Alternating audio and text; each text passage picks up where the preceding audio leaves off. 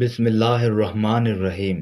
بت پرستی کب شروع ہوئی اور سب سے پہلے کعبہ میں بت کس نے رکھا؟ اسلام سے قبل لوگ حجر اسود کو بھی پوجا کرتے تھے، اور حضرت عمر نے ایک مرتبہ طواف کعبہ کے دوران حجر اسود کے سامنے کھڑے ہو کر اپنی تلوار نکالی اور کہا، اے سنگ اسود، میں تجھے اس لیے بوسہ دیتا ہوں کہ میرے رسول صلی اللہ علیہ وسلم نے تجھ کو بوسہ دیا، ورنہ تیری حیثیت۔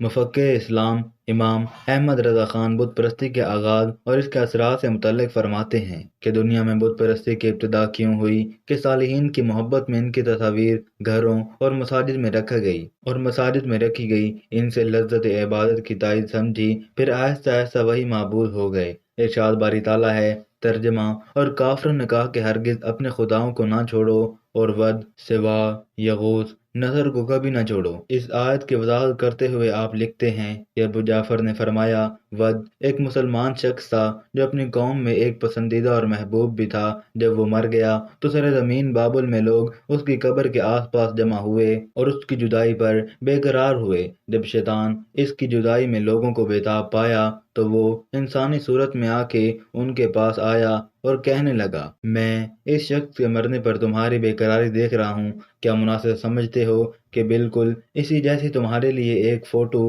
تیار کر دوں؟ لوگ اس کی طرف متوجہ ہو گئے اور اس کا تیار کردہ فوٹو دیکھ کر اسے یاد کرتے رہے۔ راوی نے کہا کہ ان کے اولاد نے یہ دور پا لیا، پھر وہ دیکھتے رہے جو ان کے بڑے کرتے رہے، پھر نسل آگے بڑھی اور آنے والی نسلوں نے اسے خدا بنا لیا اور اللہ کو چھوڑ کر اس کی عبادت میں مصروف ہو گئے۔ الشیخ احمد رضا خان بخاری میں حدیث نقل کرتے ہیں، جب ان لوگوں میں کوئی نیک اور صالح آدمی مر جاتا تو اس کی قبر پر مسجد تعمیر کرتے، پھر ان کی تصاویر کو اس میں سجاتے، وہی اللہ کی بدترین مخلوق ہے۔ رسول اللہ نے اپنی وقات اقدس کے مرض میں فرمایا، یہود نصارہ پر اللہ کی لعنت ہو، انہوں نے اپنے انبیاء کی قبر کو محل سجدہ بنا لیا، اور فرمایا، ایسا کرنے والے اللہ عز و جل کے نزدیک روز قیامت تک بدترین مخلوق ہے۔ ام المؤمنین حضرت عائشہ نے فرمایا، یہ نہ ہوتا تو قبر اطہر کھول دی جاتی، مگر اندیشہ ہوا کہ کہیں سجدہ نہ ہونے لگے، لہذا احاطہ میں مخفی رکھا۔ سابقہ امت نے اپنے صالحین کے ساتھ کس قدر غلو کا مظاہرہ کرتے ہوئے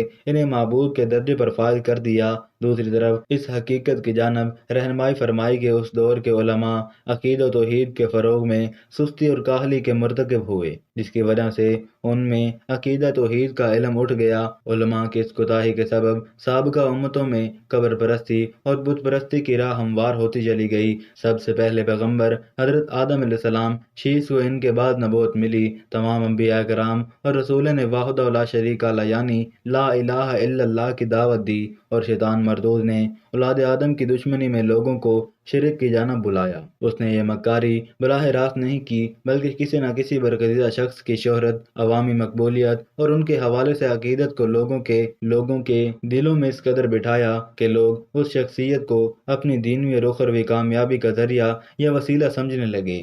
دنیا میں آج بھی ایسی قومیں بڑی تعداد میں موجود ہیں جو خدا واحد کی ذات کو چھوڑ کر بتوں کی پرستش میں مبتلا ہیں۔ بت پرستی ان سنگین گناہوں میں سے ایک ہے جسے خدا تعالیٰ کبھی معاف نہیں فرمائے گا۔ اللہ تعالیٰ دیگر گناہوں کو اپنی رحمت سے معاف کر سکتے ہیں، لیکن بت پرستی اور شرک و کفر کے بغیر توبہ کے ہرگز معاف نہیں فرمائیں گے۔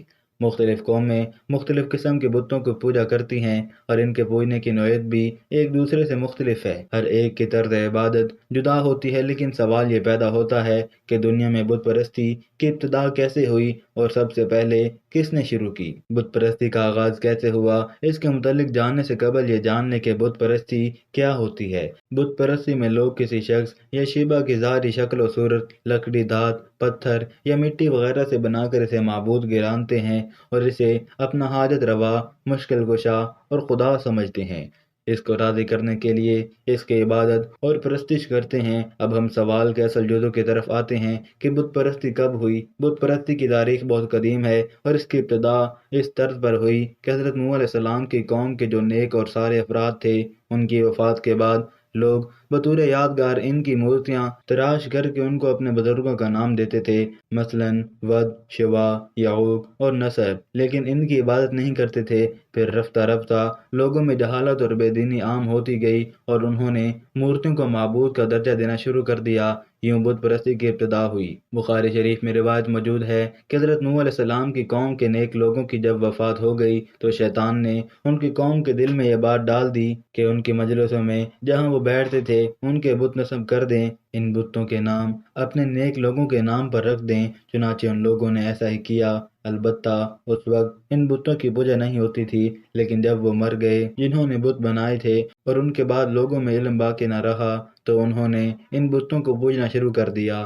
اس روایت سے معلوم ہوا کہ بت پرستی کی ابتدا اور آغاز حضرت نوح علیہ السلام کی قوم سے ہوا۔ جزیرۃ العرب میں بت پرستی کی ابتدا کرنے والے کا نام عمرو بن عامر بن لہی الخزاعی ہے۔ چنانچہ ابو ہریرہ رضی اللہ تعالیٰ عنہ فرماتے ہیں کہ رسول اللہ صلی اللہ علیہ وسلم نے اس کے متعلق ارشاد فرمایا، میں نے عمرو بن عامر بن لہی الخزاعی کو دیکھا کہ وہ جہنم میں اپنی انتڑیاں گھسیٹ رہا ہے، اور وہ پہلا شخص ہے جس نے صائبہ کی رسم نکالی۔ صائبہ اس جانور کو کہتے ہیں جسے وہ اپنے معبودوں کے نام پر چھوڑ دیتے تھے۔ وہ نہ اس پر بوجھ لاتے تھے اور نہ سواری کرتے۔ عمرو بن لاہی الخزاعی نے ایک دفعہ ملک شام کا سفر کیا تو اس نے وہاں کے لوگوں کو بت پرستی میں مبتلا دیکھا۔ چونکہ شام انبیاء علیہ السلام کی سرزمین ہے، چنانچہ اس نے بت پرستی کو دین حق سمجھ کر اختیار کر لیا اور اپنے ساتھ حبل بت لے کر آیا اور اسے خانہ کعبہ کے اندر نصب کر دیا۔ اہل مکہ عمرو کو اپنا پیشوا سمجھتے تھے، لہذا اس کی پیروی میں انہوں نے بھی اس بت کی پوجا شروع کر دی اور پھر بت پرستی میں ترقی ہو گئی اور ایسا دور بھی آیا کہ خانہ کعبہ میں 360 بت رکھے گئے۔ حضرت ابراہیم علیہ السلام کا زمانہ بھی بت پرستی اور ستاروں کی پرستش کا زمانہ تھا۔ روایت میں آتا ہے کہ حضرت ابراہیم علیہ السلام کا باپ آزر سب سے بڑا مذہبی پیشوا تھا۔ اس کے بنائے ہوئے بتوں کی پرستش ہوا کرتی تھی۔ آپ علیہ السلام کے زمانے میں کہیں بھی وحدہ لا شریک اللہ کی بات نہیں ہوتی تھی۔ خود نمرود خدا بن بیٹھا تھا۔ قرآن مقدس میں حضرت ابراہیم علیہ السلام کی حق کی جستجو کا واقعہ بڑی صراحت کے ساتھ بیان کیا گیا ہے کہ کس طرح حضرت ابراہیم علیہ السلام نے پہلے کتب ستارے، بعد میں چاند اور آخر میں سورج کو معبود سمجھا، مگر ڈوب جانے کے بعد آپ علیہ السلام نے جو کلمات ادا کیے وہ یہ ہیں: میں نے تو پوری طرح اپنا رخ اس ذات کی جانب کر لیا جو زمین اور آسمان کا خالق ہے، اور میں مشرکوں میں سے نہیں ہوں۔ دراصل شیطان کا مشن یہ ہے کہ وہ انسان کو رب کی پرستش سے نکال کر غیر اللہ کی پرستش میں لگا دے۔ زمانہ قدیم سے ہندوستان بت پرستی کا مرکز رہا ہے اور پوری دنیا میں سب سے زیادہ یعنی 1 ارب سے زائد ہندو اپنے ہاتھوں سے تراشے ہوئے دیوی دیوتاؤں کی پوجا کرتے ہیں۔ یہ دیو ملائکہ سے کہانیوں پر مشتمل عقل سے ماورا مذہبی داستانیں ہیں، اور دینوی تعلیمات کے اعلیٰ درجے کے ہندو بھی بندر، سانپ، چوہے اور پتھر کی مورتیوں کے علاوہ شیو بھگوان اور پاروتی کی پوجا کرتے ہیں۔ اب تو آئے دن شعبد آباد شخصیات کو بھگوان سمجھ کر پوجا شروع کر دی جاتی ہے، حتیٰ کہ مشہور اداکار امیتابھ بچن کی بھی پوجا شروع ہو گئی ہے اور اس کے نام میں ممبئی میں مندر بھی بنا لیا گیا ہے۔ جنوبی ہندوستان میں جو تمام مشہور اداکاروں اور اداکاراؤں کی پوجا ہوتی ہے سناتن دھرم کی وید کی کتابیں رگ، سام، ادھر اور چتروید میں کہیں بھی مورتی کی پوجا کا ذکر نہیں ہے، بلکہ اسے منع کیا گیا ہے۔ نیز بھگوان یعنی تخلیق کائنات کرنے والے کو پرماتما اور نرنکا کہا گیا ہے اور اس کا کوئی شریک نہیں ہے۔ اللہ نے قرآن مجید میں شرک کو ظلم عظیم اور ناقابل معافی گناہ قرار دیا ہے۔ اللہ کا ذاتی نام صرف اللہ ہے، باقی تمام 99 نام صفاتی ہیں۔ جب ان ناموں کے لغوی اور اصطلاحی مفہوم کا مطالعہ کرتے ہیں تو یہ بات ادھر من الشمس ہو جاتی ہے کہ اللہ کے سوا کوئی معبود نہیں اور نہ کسی کو اپنے ذاتی اختیارات حاصل ہیں۔ بندے کے پاس جو کچھ بھی ہے وہ اللہ کا بخشا ہوا ہے اور وہ جب چاہتا ہے سلب کر لیتا ہے۔ بت پرستی کی ابتدا کسی بھی حوالے سے ہو جاتی ہے۔ کسی شخص کی شہرت و مقبولیت کی وجہ سے لوگ اس کی قدر و منزلت کرنے کے ساتھ ساتھ اس کی محبت و عقیدت میں اس قدر مبتلا ہو جاتے ہیں کہ اس کی ہر بات پر یقین کرنا شروع کر دیتے ہیں اور اس کو اپنی حاجت روائی اور مشکل کشائی کا وسیلہ بنا لیتے ہیں، یا پھر خود کو بااختیار سمجھ کر اس کے سامنے یا پھر اس کی قبر کو سجدہ گاہ بنا لیتے ہیں۔ یہی بات مشرکین مکہ کہا کرتے تھے کہ یہ بت ہماری سفارش کرتے ہیں، ان کی سفارش کے بغیر ہمارے مسائل حل نہیں ہوں گے۔ سورۃ البقرہ کے آیت نمبر 186 میں ارشاد باری تعالیٰ ہے کہ اے محمد صلی اللہ علیہ وسلم، اگر میرے بندے میرے متعلق پوچھے تو کہہ دو کہ میں ان کی شہرت کے قریب ہوں اور ان کی پکار سنتا ہوں۔ قرآن مجید میں صراحت کے ساتھ بت پرستی کی نفی کی گئی ہے اور بت پرستوں کو جہنم کے عذاب علیم سے ڈرایا گیا ہے۔ مشرکین مکہ نے اپنے تمام بتوں کا کسی نہ کسی طرح کا رشتہ اللہ سے جوڑ دیا تھا۔ یہی وجہ ہے کہ وہ آپ صلی اللہ علیہ وسلم سے پوچھنے آئے کہ آپ صلی اللہ علیہ وسلم، جس اللہ واحد کی پرستش کا کہتے ہیں، اس سے آپ کا کیا رشتہ ہے؟ تو اللہ تعالیٰ نے سورۃ اخلاص نازل فرمائی، کہہ دو اللہ ایک ہے، وہ ہر چیز سے بے نیاز ہے، نہ اس نے کسی کو جنا، نہ اس کا کوئی جنا ہے، نہ اس کو کسی نے جنا ہے، اس کے اقتدار اور اختیار میں کوئی شریک نہیں ہے، یہ اللہ واحد ہے، لا شریک۔ اور قرآن کی صورتوں میں معبود الہی ہونے کا خلاصہ ہے، اللہ سمیع بھی ہے اور بصیر بھی، علیم بھی اور خبیر بھی، رحمان بھی ہے، رحیم بھی ہے، ستار بھی ہے اور غفار بھی، اور باغیوں اور مشرکین کے لیے قہار بھی اور جبار بھی۔ وہ اپنے ہر بندے کو دیکھ رہا ہے کہ کون کیا کر رہا ہے۔ آپ صلی اللہ علیہ وسلم سے صحابہ کرام کی محبت و عقیدت کا عالم یہ تھا کہ آپ صلی اللہ علیہ وسلم کے وضو کے پانی کو اصحاب اپنے چہروں پر مل لیا کرتے تھے۔ اللہ کے رسول صلی اللہ علیہ وسلم نے فرمایا، جب تم کسی محفل میں بیٹھے ہو اور کوئی قابل احترام شخص آئے تو کھڑے نہ ہو۔ آپ صلی اللہ علیہ وسلم نے فرمایا کہ جب کوئی شخص جو تم سے رتبے میں چھوٹا ہو اور تمہاری تعریف تمہارے منہ پر کرے تو اس کے منہ میں خاک، مگر آپ صلی اللہ علیہ وسلم نے بڑوں کو حکم دیا کہ چھوٹے کی حوصلہ افزائی کریں، اور آپ صلی اللہ علیہ وسلم نے صحابہ کرام کو خطابات سے نوازا۔ حضرت ابوبکر کو صدیق کا لقب، حضرت خالد بن ولید کو سیف اللہ اور حضرت عبید اللہ بن جراح کو امین الامت کے لقب عطا کیے۔ حضرت عمر فاروق رضی اللہ تعالیٰ عنہ اس معاملے میں بہت زیادہ حساس تھے۔ اللہ کے رسول صلی اللہ علیہ وسلم کی رحلت کے بعد اصحاب رسول پر تو غشی طاری تھی۔ حضرت عمر فاروق رضی اللہ تعالیٰ عنہ کو جب آپ صلی اللہ علیہ وسلم کی رحلت کی خبر ملی تو آپ تلوار لے کر نکل گئے اور کہا کہ خبردار، اگر کسی نے یہ کہا کہ اللہ کے رسول صلی اللہ علیہ وسلم ہم سے جدا ہو گئے تو میں اس کی گردن مار دوں گا۔ یہ تھی محبت۔ مگر اللہ کے رسول صلی اللہ علیہ وسلم کے رحلت کے بعد لوگوں نے جب اس کھجور کے درخت سے عقیدت شروع کر دی جس سے اللہ کے رسول صلی اللہ علیہ وسلم صلح حدیبیہ کے موقع پر ٹیک لگا کر بیٹھے تھے تو حضرت عمر فاروق رضی اللہ تعالیٰ عنہ نے درخت کو اکھاڑ کر پھینکا نہیں بلکہ اسے جلوا دیا۔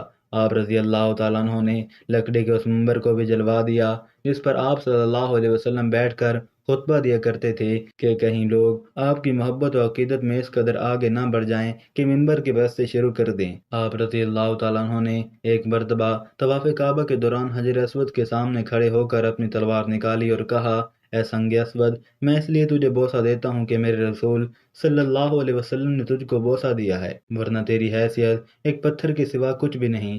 آج بھی آپ صلی اللہ علیہ وسلم کے استعمال کی بہت ساری مقدس اشیاء ترکی کے عجائب گھر اور دنیا کے دیگر ممالک میں محفوظ ہیں، جن میں آپ صلی اللہ علیہ وسلم کی 11 تلواریں، جبہ مبارک، نعلین اور موئے مبارک اور دیگر مقدسات شامل ہیں، جن کی زیارت سے آنکھوں کو ٹھنڈک ملتی ہے۔ لیکن یہ عقیدت و محبت نسبت رسول سے ہے، نہ کہ آپ صلی اللہ علیہ وسلم کی پرستش سے۔ شرک کے مختلف عنوانات ہیں۔ نظام باطل کے علم برداروں سے محبت و عقیدت نظام باطل کے زیر انتظام ہنسی خوشی سے ہے، ہنسی خوشی سے، رضا سے زندگی بسر کرنا۔ اگر مجبوری کے تحت کچھ نہیں کر سکتے تو اس کی مذمت کریں، دل میں برا سمجھیں یا پھر اس کے خلاف جدوجہد کرنے والوں کا ساتھ دیں۔ اگر یہ نہیں کر سکتے تو شرک کا ارتکاب کر رہے ہیں۔ مسلمانوں سے براہ راست بت پرستی کا ارتکاب تو نہیں ہوتا، مگر مختلف مسالک اور فرقوں میں ولیوں، اصحاب اور بزرگان دین کو اپنا حاجت روا اور مشکل کشا بنا لیا گیا ہے، جو کھلا شرک ہے۔ مزاروں کو سجدہ گاہ اور مدفون شخصیات کو وسیلہ بنا کر ان سے حاجت روائی کی فریاد شرک کے سوا کچھ بھی نہیں۔ اسلام آنے سے قبل الہامی کتابوں کے ماننے والے یہود و نصارہ نے حضرت عزیر علیہ السلام کو اور عیسائیوں نے حضرت عیسیٰ علیہ السلام کو اللہ کا بیٹا بنا دیا اور تثلیث کی پرورش شروع کر کے شرک کا ارتکاب کرتے ہیں۔ زرتشت آگ کی پوجا، بدھی بدھا کی پوجا اور ہندو ہزاروں لاکھوں دیوی دیوتاؤں اور جانوروں اور شجر و حجر کی پرستش کرتے رہے ہیں۔ حضرت آدم علیہ السلام سے لے کر اللہ کے آخری نبی رسول حضرت محمد صلی اللہ علیہ وسلم تک 1,24,000 پیغمبر کرام اور رسولوں نے صرف اور صرف اللہ وحدہ لا شریک کی عبادت اور اپنی پیروی اور فکر آخرت کی دعوت دی۔ مگر آج دنیا بھر میں انسانوں کی اکثریت یا تو شرک میں مبتلا ہے یا لا دین ہے۔ چاند ستاروں پر کمند ڈالنے والے، سمندروں کی گہرائیوں میں کھوج کرنے والے اپنے ہی بنائے ہوئے بتوں اور بے اختیار انسانوں کی پرستش کرتے ہیں، اور جب مصیبت میں گرفتار ہوتے ہیں تو اللہ سے مدد طلب کرتے ہیں۔ اللہ پاک ہمیں بہتر عمل کرنے کی توفیق عطا فرمائے اور ہمارا خاتمہ ایمان پر فرمائے، آمین۔ ناظرین، کمنٹ باکس میں اللہ تعالیٰ کے 99 ناموں میں سے ایک نام ضرور ٹائپ کریں۔